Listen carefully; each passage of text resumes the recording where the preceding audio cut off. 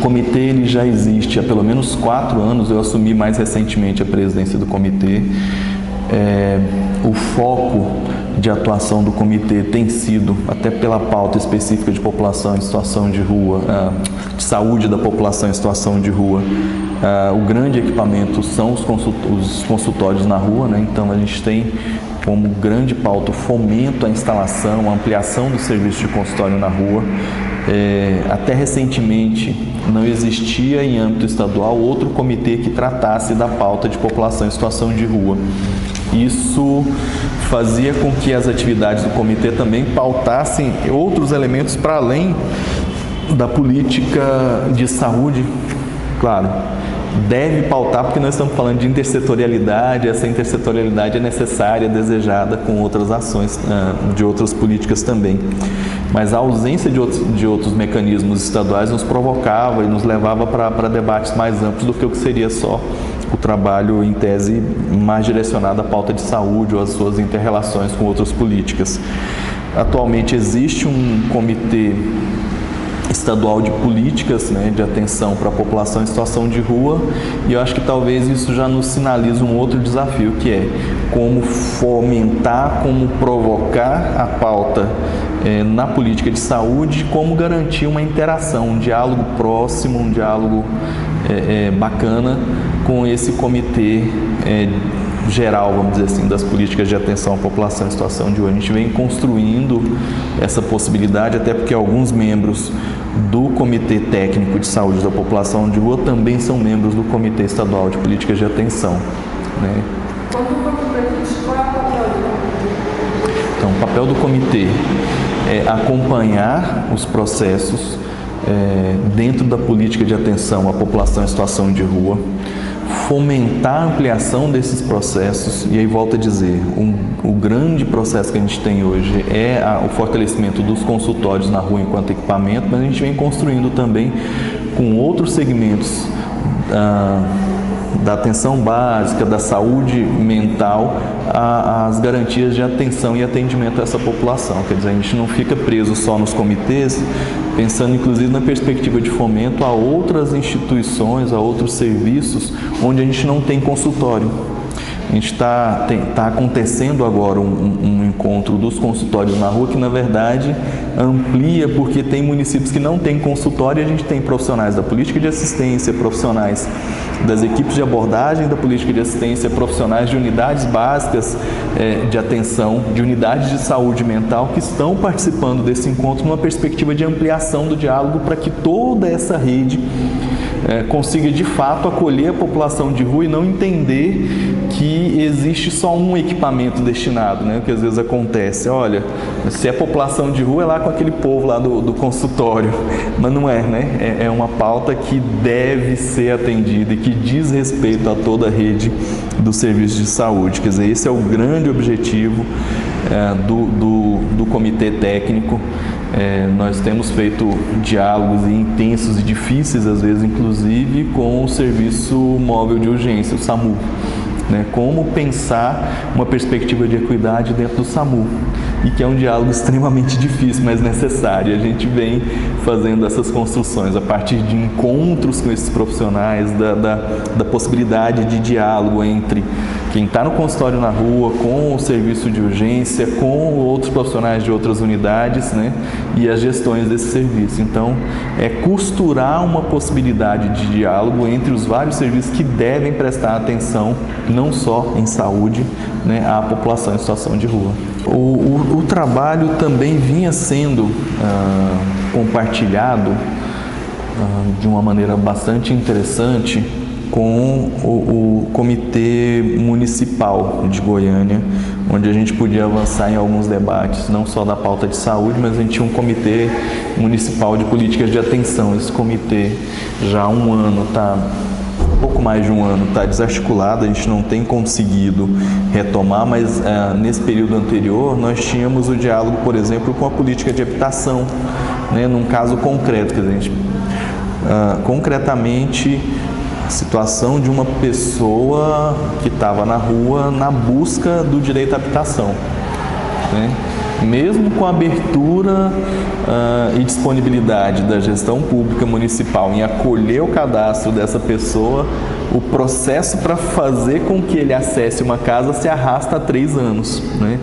E isso é um aprendizado que integrantes do comitê estadual vem fazendo, né, acompanhando isso. Por exemplo, uma outra situação que está talvez na gênese, inclusive do próprio movimento de população em situação de rua aqui no estado de Goiás, e dessa mobilização mais ampla que gerou a consolidação de uma série de políticas aqui no estado, que é do acompanhamento à letalidade, à violência e sobretudo à violência estatal, em específico violência policial, né? É uma pauta que nos atinge de maneira muito forte, muito intensa, por conta desse processo vivido dos homicídios, dos assassinatos das pessoas em situação de rua, dos diversos relatos de violência policial, relatos verbais, relatos gravados nos corpos das pessoas em situação de rua, gravados nos corpos dos educadores que também são vítimas dessa violência policial. Educador que foi agredido junto com a pessoa em situação de rua, militantes que durante a abordagem, o acompanhamento, também foram vítimas desse tipo de violência, também gravados em vídeo, né?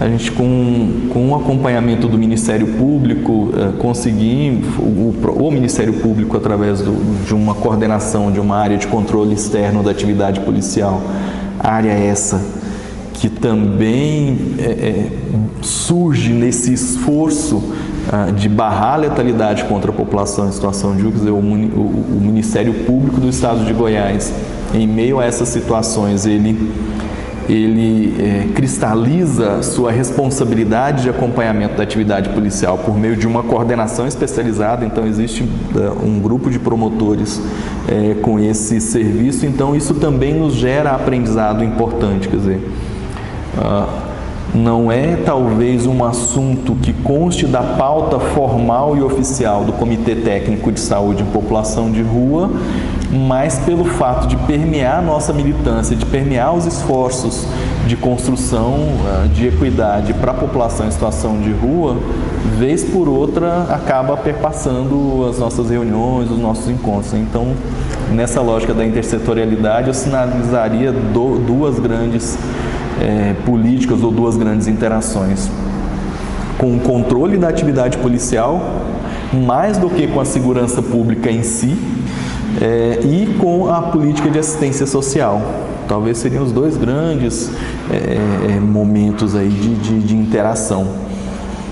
No controle da atividade policial, nós fomos levados por uma estratégia do Ministério Público e uma estratégia bastante produtiva, diria, que é de fazer um processo de mediação, né, entre...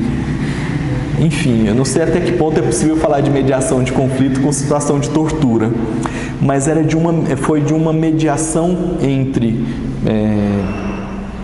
militantes da sociedade civil, gestores públicos da pauta da saúde, da assistência social, e a Secretaria de Segurança Pública, através do comando do patrulhamento da capital, do comando geral da Polícia Militar, do comando de batalhões envolvidos em situações críticas de violência e higiene, ações higienistas, né?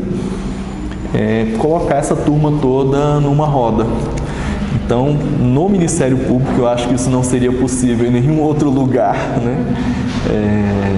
Nós tivemos vários momentos de reunião, isso já tem uma reedição agora mais recente, de um debate sobre a responsabilidade da cúpula da segurança pública em Goiás em coordenar, em evitar, em garantir uma outra forma de relação dos agentes de segurança pública, especificamente a Polícia Militar, seja ela os batalhões de choque ou as patrulhas mais cotidianas aí, de como evitar e, nos casos onde ocorra, responsabilizar o autor dessa violência.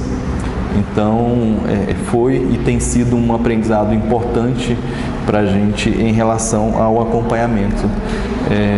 Confesso e acho que não é uma expectativa, não foi uma expectativa só minha, mas de outros colegas também, que nos primeiros encontros, quando a gente via 10 pessoas fardadas, todos com patentes, né?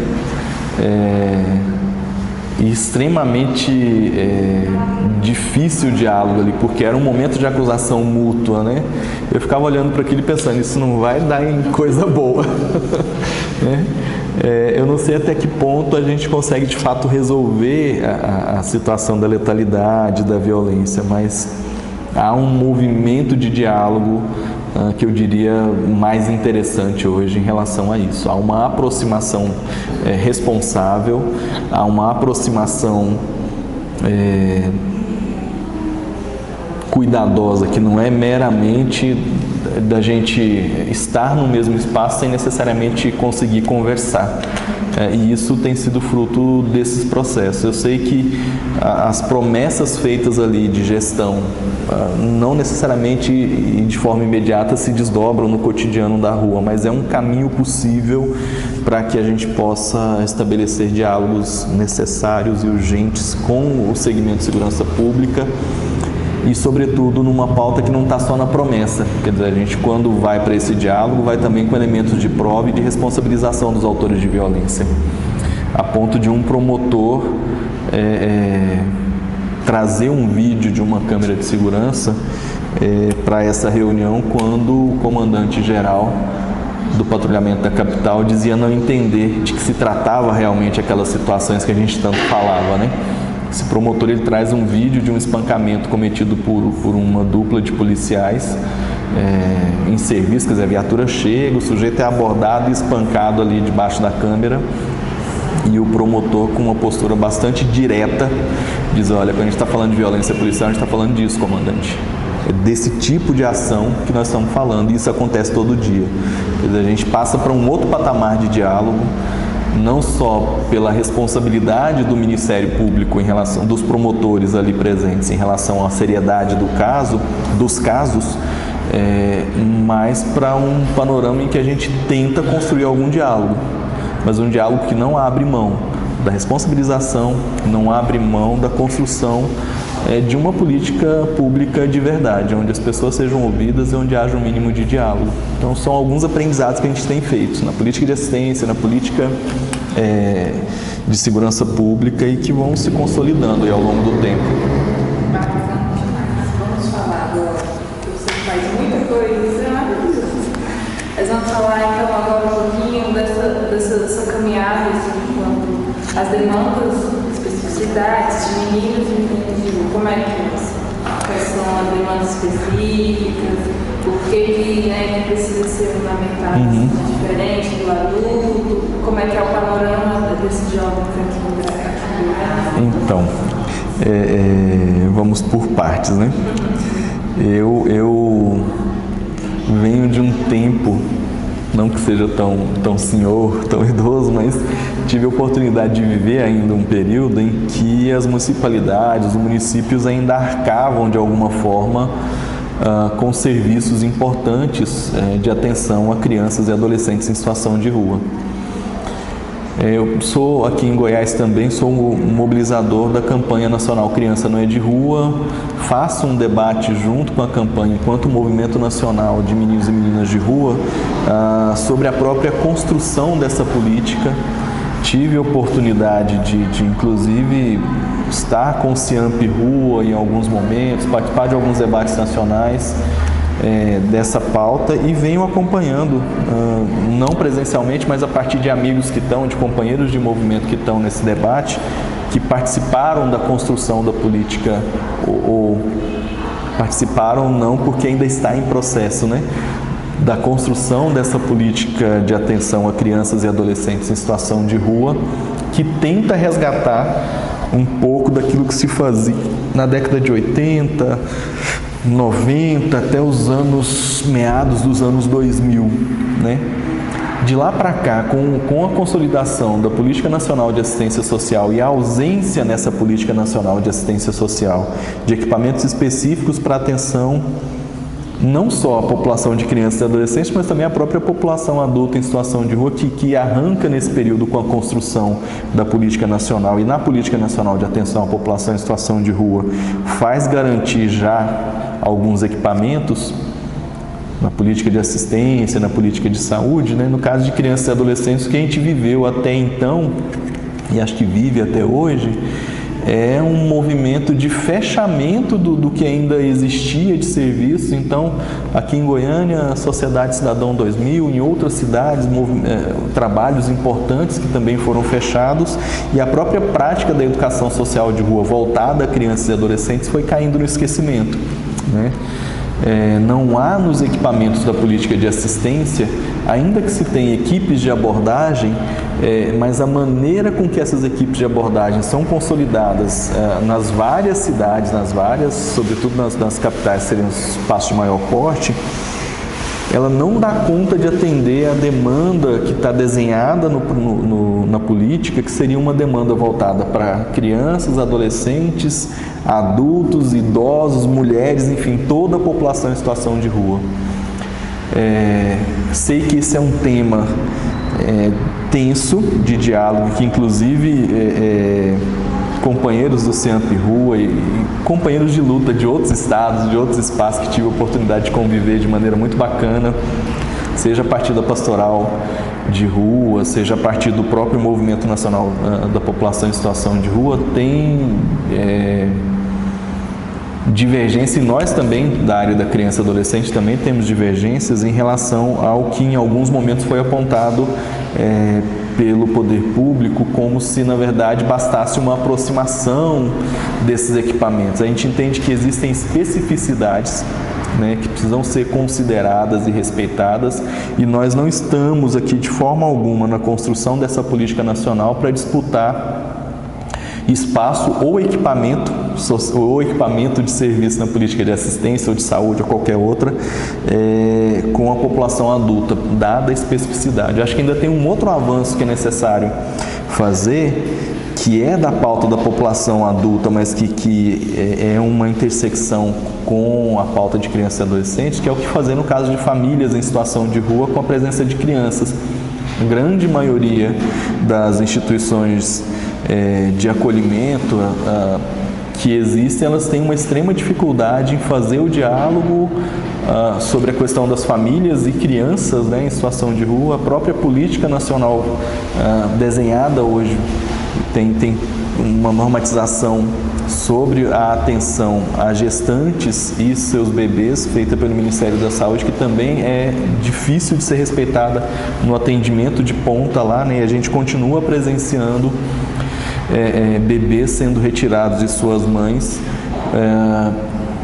sem qualquer outro argumento a não ser o fato de que é uma mãe em situação de rua, né? E são retirados, encaminhados para adoção, às vezes não se fazendo opção sequer pela família extensa como possibilidade de acompanhamento. São políticas muito próximas, né? A política de crianças e adolescentes, o desenho que vem se construindo dessa política nacional de crianças e adolescentes em situação de rua, e o desenho da política de atenção à população em situação de rua. Mas acredito que nós temos especificidades que precisam ser consideradas e respeitadas. Talvez o lugar de maior aproximação entre essas duas políticas seja quanto às equipes de abordagem, uma vez que estão habitando esse espaço da rua, mas que a gente precisa avançar, porque o que hoje nós temos de quantitativo de profissionais, ele é absolutamente insuficiente para o acompanhamento de qualquer um dos dois segmentos. Se tivesse totalmente dedicado para a pauta de criança e adolescente, não seria suficiente. Se tivesse totalmente dedicado para a pauta de população adulta, não seria suficiente. E a gente acaba, em meio a essa ausência de quantitativo, de efetivo profissional, de equipamento e material, entrando num processo de disputa entre pauta de população adulta e pauta de criança e adolescente, que na verdade não é o cerne da questão, né? É preciso pensar uma lógica de protagonismo que respeite e considere os atores de ambas as políticas e os diálogos possíveis. Não dá para a gente pensar em junções meramente por comodidade de gestores ou de serviços, né? Acho que a gente aprende muito, e aí dizendo, enquanto mobilizador da campanha Criança Não é de Rua, que é um dos grandes precursores dessa pauta. Sim, que é um dos grandes precursores dessa pauta da política nacional para crianças e adolescentes, de que a gente precisa avançar. Isso é uma coisa que a gente precisa avançar na consolidação da própria prática da educação social nos vários espaços, seja saúde, assistência social, enfim. A campanha, ela surge dessa constatação. A campanha nacional Criança Não é de Rua, ela surge de uma experiência de uma instituição chamada Pequeno Nazareno, que é uma instituição de acolhimento de crianças e adolescentes em Fortaleza, né? Essa campanha, ela é realizada já há bastante tempo, há mais de uma década, a partir da experiência e da visibilidade, chamar a atenção, dar visibilidade à situação de crianças e adolescentes que vivem nas ruas das regiões metropolitanas. E aí, quer dizer, a partir dessas ações de visibilidade, há um contato estabelecido com uma rede mais ampla, tanto geograficamente, se amplia em relação, vai para além do Nordeste, começa a ganhar o Brasil, e ela se amplia também em relação à pauta, quer dizer, sai de uma questão da visibilidade e intensifica a perspectiva da construção de uma política nacional.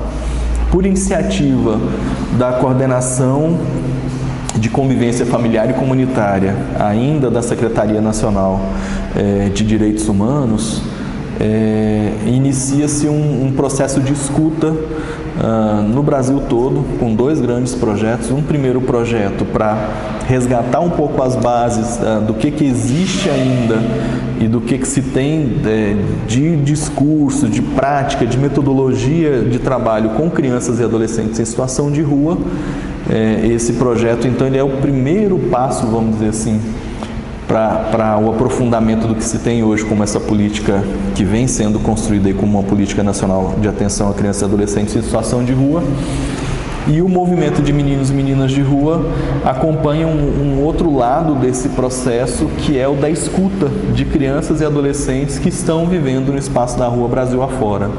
Então, vamos dizer assim, o avançar dessa perspectiva da campanha nacional Criança Não é de Rua, para além do elemento da visibilidade que é necessário, mas aprofundando numa perspectiva de construção de política, ele se dá nesse cenário de financiamento dessas 2 grandes ações há cerca de 4, 5 anos atrás, lembro exatamente, e que vem então gerando possibilidade de ampliar esse diálogo, e um diálogo feito com o CIAMP Rua, um diálogo feito com o movimento nacional, feito com a pastoral, de como encontrar caminhos, feito a partir do CONANDA, do Conselho Nacional de Assistência, do Conselho Nacional de Saúde, né, numa perspectiva de como encontrar caminhos dentro da política de assistência e das demais políticas para a atenção mais qualificada à população em situação de rua de crianças e adolescentes, né.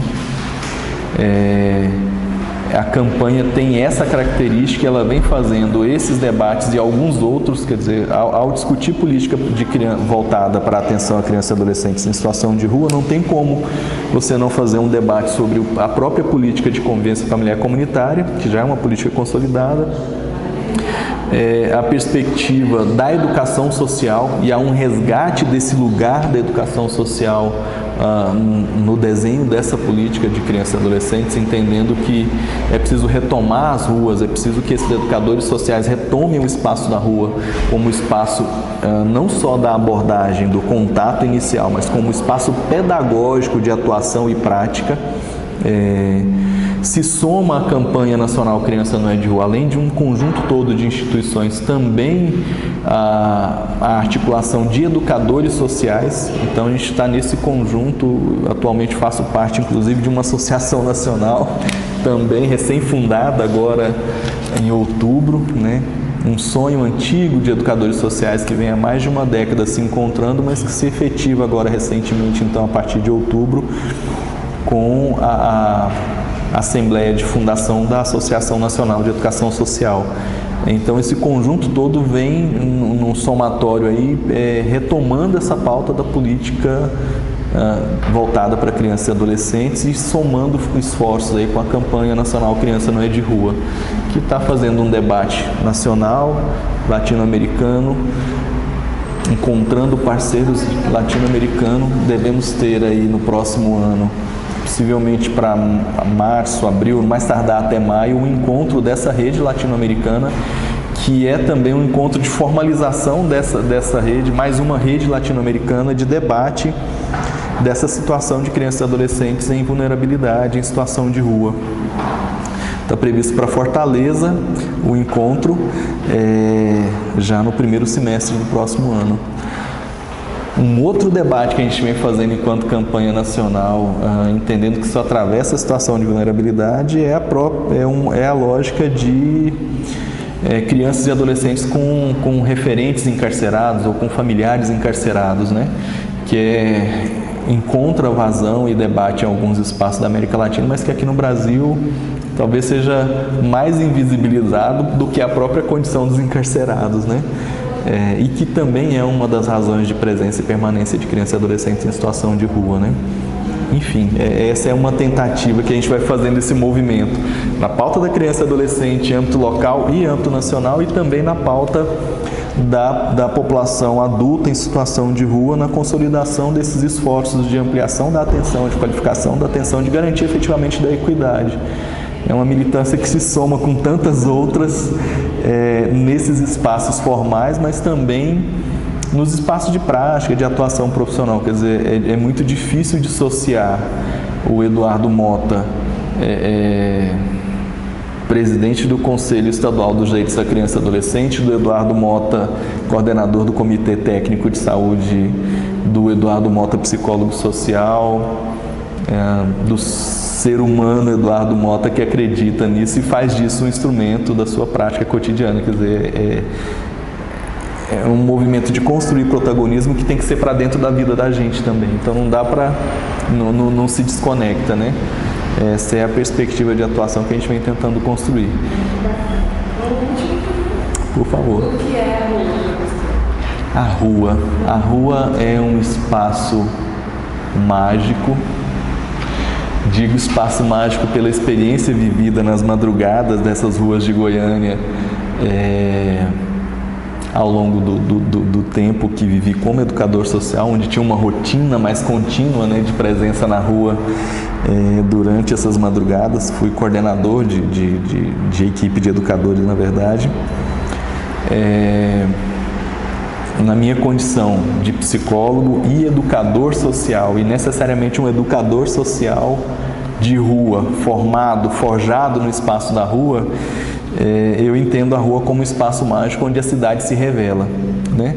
A gente pensar nas madrugadas das cidades, onde boa parte da população está reclusa, é uma oportunidade mágica, quase que de outro universo, onde essa cidade se revela com nuances que talvez não sejam percebidas pela maioria da sua população, né? As coisas acontecem nas madrugadas. Para um olhar treinado, para um olhar desses educadores sociais ou desses sujeitos curiosos com o que de fato se passa nos espaços da rua, ela também continua sendo mágica durante o dia, né? Você está andando pela rua e percebendo tanta coisa que às vezes o sujeito está do teu lado, ele não consegue ler, não consegue entender. Nesse sentido, tem uma magia de várias dimensões, de universos paralelos que existem aí, que a rua é o espaço que revela de maneira muito intensa isso. A rua também, para mim, é um espaço da participação, é o espaço de efetivação dos processos democráticos, é o espaço do direito de ir e vir, né?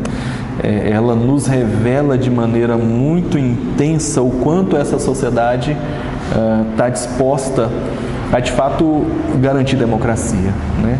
Na forma com que ela segrega, na forma com que ela violenta aqueles diferentes que não poderiam estar em determinados espaços, em determinadas ruas, né? Ela também é um espaço que revela essa dimensão da democracia e da disponibilidade dessa convivência democrática entre as pessoas. E eu acho que a rua deveria ser o espaço muito maior de aprendizado a partir da convivência, da relação entre as pessoas.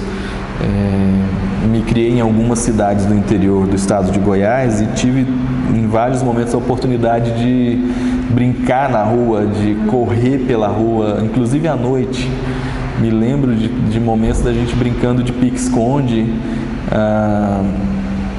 em um pique-esconde estendido, que a gente dava a volta nas quadras para brincar. E era uma molecada toda brincando e de uma maneira muito bacana.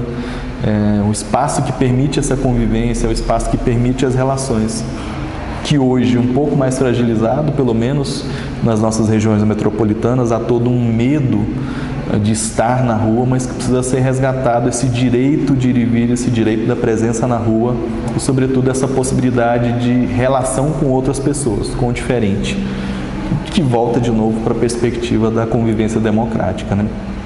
Então a rua é esse espaço místico e revelador das possibilidades da própria democracia, de uma nação, de uma sociedade.